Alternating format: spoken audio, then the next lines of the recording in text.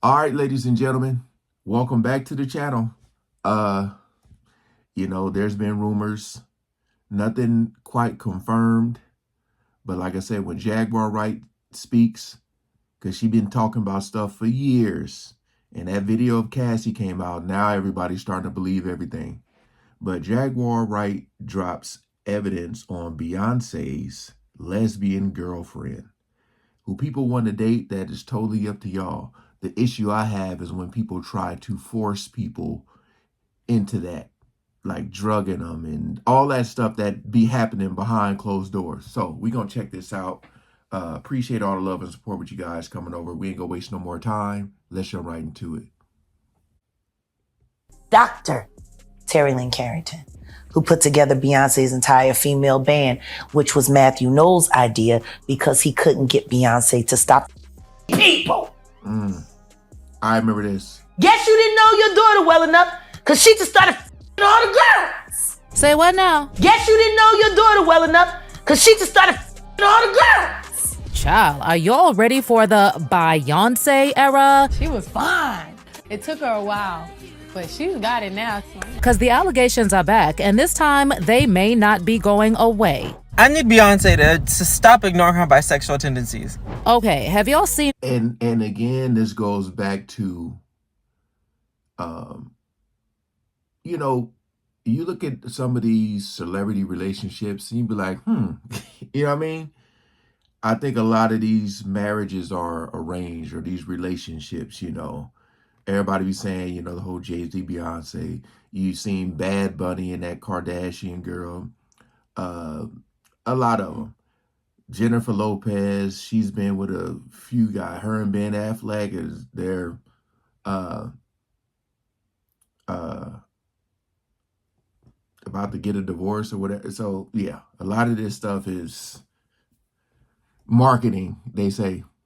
all the interviews where Jaguar Wright has been saying that Jay-Z is the one setting up Diddy for failure? Well, one of the people she's also talked a lot about lately is Jay-Z's wife, Beyonce, and Jag has had a lot to say. Enough to make her the current #1 target of the Beehive with all those girl-on-girl allegations. Okay, I know, just like Jag, a lot of y'all have been saying for years that you know how Beyonce rolls, but could the Beyonce era be for real? Let's find out. So first of all, in the interview, Jag was very loud about the allegation that Beyonce is straight up a witch. Why don't nobody want to accept that bitch? Jag actually talked about that female drummer Kimberly Thompson, who accused Bey of extreme witchcraft, dark magic, and casting spells on her. Kimberly actually filed a restraining order against Beyonce, saying that Bey was utilizing spells to tap her phone and control her finances, all to keep her under surveillance. And these actions were reportedly part of a harassment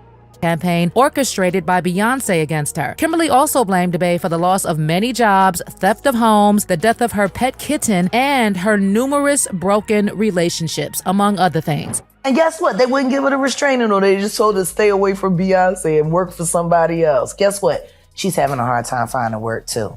Honey, I don't know about any witchcraft, but the next thing Jaguar was saying was that since Beyonce was sleeping with everyone, her father decided to have her work with more women than men. But the shock was on Matthew Knowles, because then Beyonce started hooking up with the girls, allegedly. Well, I have to admit that Jaguar saying that Beyonce was messing around with all the women is not really surprising. I mean, there have been rumors that go all the way back. For instance, do y'all remember that rumor or interview where Emil, who collaborated with Beyonce on I Got That, said that Beyonce was in love with her and that she's actually queer? Now, if you go looking for that interview, you will not find it. But there have always been rumors that Emil saying that Beyonce was in love with her is part of the reason why she no longer has a career. And speaking of interviews that seem to have been deleted from the internet, there's another one where Lady Gaga said about working with Beyonce on telephone, "We had an amazing time working together on her video, and it just kind of works out because we both like women." She probably meant Beyonce likes women in general, world and likes to support them. But then again, like people noted, Lady Gaga could have meant that quite literally. Yeah. Now, why would Beyonce and Jay-Z have such information, even if they are just rumors about Beyonce, scrapped from the internet? Is it because there's some truth to what was being said about Beyonce actually liking women? Well, other than that story about Emil and Lady Gaga saying that Beyonce likes women while giggling, I swear there were rumors back in the day that Rita Ora allegedly had a threesome with Bey and Jay-Z. Baby, if these instances aren't convincing enough, let me just take y'all down memory lane about some of the other shocking things that have been said about Bey liking women. Back in 2007, there was an alleged report claiming that Beyonce was spotted at the box with 3 girlfriends enjoying the club's risque show, surrounded by a huge bodyguard and protective curtains around their table. A source even said at the time, Beyonce was really making the most of the burlesque strip show. She was on the table in the VIP balcony cheering loudly as 2 girls got naked and licked each other's feet. She stayed until 3:30 in the morning. Ew, licking each other. I mean, hey, again, I'm more here for are they doing like illegal stuff? I mean, if she's lesbian, she's lesbian. I don't really care about that. My whole thing is like with that Emil chick, like, it's like, you put my business out there, we gonna take away your career. That type of stuff. That's the shady part of this, is what I'm saying. You know? It's crazy too, because I feel like if she came out and said she was, like, her fan base is just gonna go up. That's what I feel. So I don't know why they be trying to hide it. The burlesque strip show. She was on the table in the VIP balcony cheering loudly as 2 girls got naked and licked each other's feet. She stayed until 3:30 in the morning. Ew, licking each other's feet though? Anyway, still on the strip clubbing, there was also another account, now scrapped from the internet, about a woman who said that while they were dancing at a club, she sat on Bey's lap and Bey told her something to the tune of, "Don't start something you can't finish." Damn. In addition, for those who recall, sometime back, there were rumors that Beyonce allegedly had too close of a relationship with her female guitar player that she used to feature on tour. Other people say that Beyonce looked a little too comfortable being naked between 2 other naked women in the Cater to You video. Well, Michelle and Kelly were also naked next to Bey, so I'm not sure what that says about them. But considering Jag was saying that Bey was hooking up with all the females, I'm not sure if she also meant every one of them. Anyway, this next one may be a reach, but don't you find it a bit odd that Bey has used BI lighting and colors quite a few times over the years? She used the lighting for her Complex magazine covers both in 2003 and 2013, and this is also another performance by Beyonce where she used the same lighting effect. Coincidence? Child, the way we know Beyonce, she always does everything on purpose, and I can almost comfortably say that nothing she does is a coincidence. So for her to be using all 3 BI signs multiple times, baby, that had a lot of people convinced that she was definitely communicating something. How you doing? Now, more recently, many of Bey's most loyal fans were saying that Beyonce appeared to have come out during her Renaissance era. I know that Beyonce paid homage to the various individuals who inspired the project, like her Uncle Johnny, who was gay and passed away due to complications with HIV/AIDS, describing him as her godmother and the first person to expose her to a lot of the music and the culture that serve as inspiration for the album. She also honored all of the pioneers who originated culture and all of the fallen angels whose contributions have gone unrecognized for far too long, seemingly referencing queer icons such as Moi Renee, who never achieved mainstream success due to her identity. But if you ask a lot of people, they will tell you that the Renaissance album had too many queer references to just be homage. Allegedly, Bey was trying to communicate something, and of course, I will be breaking down where people were coming from. For starters, just wondering if it's like more so like the label don't want her to do it. Because, I mean, like, looking at all this imagery, it kind of do look like a coming out party. But maybe she doesn't want to officially say it, which is, I don't know. Like, how y'all feel about that? But it wouldn't shock me if she was. Because I still, even though they got kids and so it's kind of awkward to me still. Her and Jay-Z's relationship. Something just don't seem right, you know?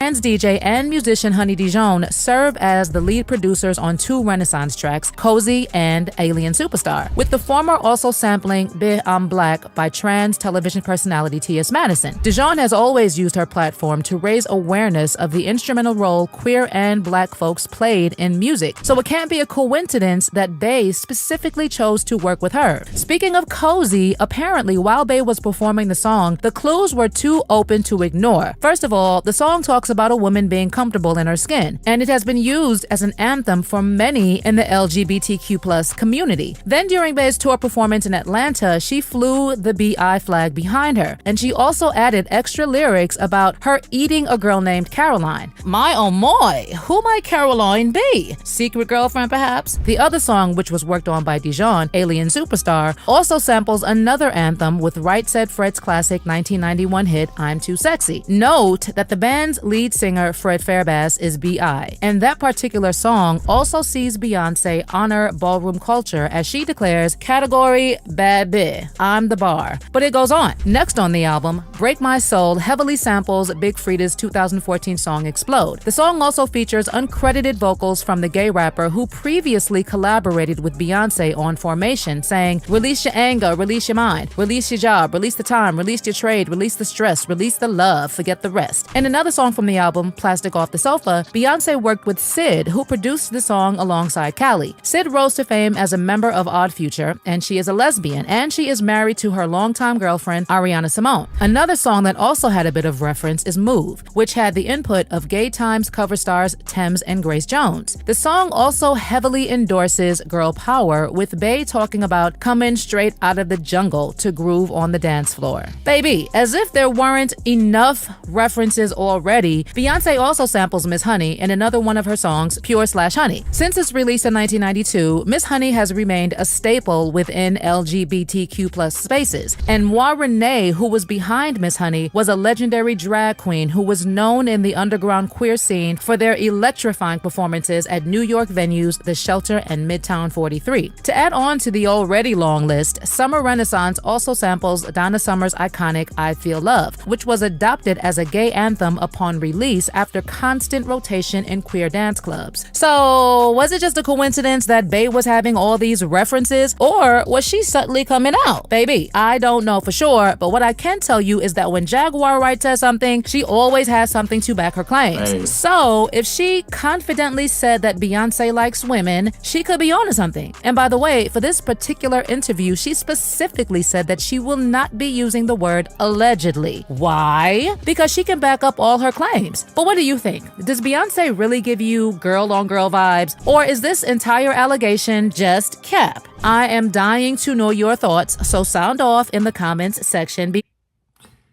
I wouldn't doubt it. It would make sense to why her and Jay-Z's reaction, their interaction, I should say, seems a little, you don't really, of course they only gonna show you what they want to show you, but like, it don't seem all like lovey-dovey, you know what I mean? Like when they're at like basketball events, she just be sitting there or whatever. I don't know. But I just mainly wanted to see this to see were they like messing up anybody's career or forcing anyone. That's what I was trying to see. But I could see that Renaissance being her like it's paying homage / coming out. I could see that. It wouldn't surprise me at all, man. But I just feel like that's how was she like that before she became famous? Or did she like get into that lifestyle? That's the real question, you know? So my whole thing is like, in this music industry, that is, it goes on. Like, it's like normal. But, that's why they be collecting phones and stuff. So, yeah. Not a big shocker here. Like, I had seen those clips from Jaguar. I just wanted to see what else they were going to talk about. I didn't know Lady Gaga said that and all that. So, it is what it is. All right. Peace out.